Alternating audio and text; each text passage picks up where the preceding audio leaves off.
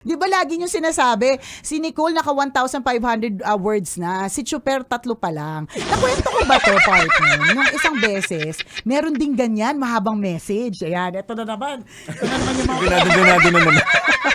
Kahit overtime na. Yung magtatambalan na ulit. May bago na Madalas na lang. kwento. Ay, sige, I'll save it for next time. I'll save it for next kwento mo time. na daw. Ay, hindi, wag na. Wala, nabitin sila. Hindi sila Oo. alis. Magagalit sila sa'yo. Sige. Oo. Ibabash ka nila. Sandali. Ito, importante to, partner. Then, I'll save it for next time. Sabi ni John Emmett, sana maalala ng brain ko, John Emmett Lawrence Garzon, Good morning, Miss Nicole and Sir Chris. Si Mel po ito, silent tambalanisa since 2010. May tanong lang po ako, matagal na po kasi itong bothered ako eh. Bothered lang po ako kung saan po nakatingin si Sir Chris sa tuwing nag-uusap kayo ni Miss Nicole. Lagi ko, bakit? Okay, explain natin to ha. Kasi totoo, pag nanonood kayo ng tambalan, hindi sa akin nakatingin si Chopper. Ito po ang dahilan. Yung camera ko po, nasa tapat ko. Kaya saktong parang nakatingin siya sa akin. Oo. At saka saktong nakatingin ako sa inyo kasi yun yung camera ko. Oo. Pag bumisita kayo dito sa Love Radio, malalaman po ninyo na ang camera po ay 3. Wow. So yung camera ni Chris na dapat titingin siya sa akin ay doon. Partner, tingin ka doon. Oh, yan yung camera ko. Ay, hindi. Dito. Oh, ito yung camera ko. Oh, yun nga. Ayan. Pero ba't hindi ka nakatingin sa akin? Ano banlag ka kasi? Pag tumingin ako sa'yo, hindi ko na kayo nakausap. Oo, parang ganon. O pag Yun dito ako yun. nakatingin, di ba?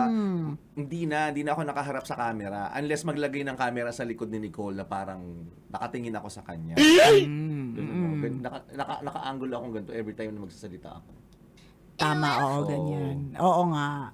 Ang weird, actually, mas nananalamin mahirap. ako. Mas mahirap. At saka nananalamin siya kasi yung May screen. nakalabas na kulangot. Correct. May nakasabit na buhok, di ba? May piso sa mukha. Ganon. True. Ganon. Ito yung camera. Dito ako nakatingin. Ganyan. Ganyan. Yun yun. So, pag nakatingin ako dyan, nakita ko na rin si Nicole sa monitor. Correct. Doon na siya nakipag-usap sa reflection ko. Actually, mas mahirap on the spot talaga. Doon ako nagkakaroon ng eye contact sa kanya. Oo. Dito kasi tama, pag nandito kami, maski naman ako pag tumingin ako sa yung partner, hindi na ako makakatingin sa camera.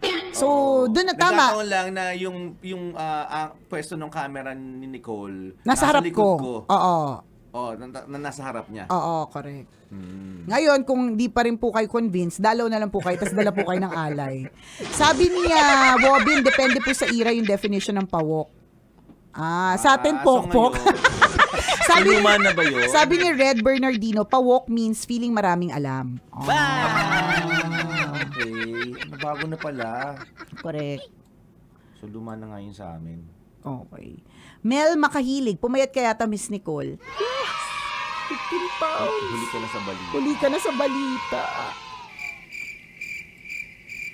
Mga kahapon lang kasi yun.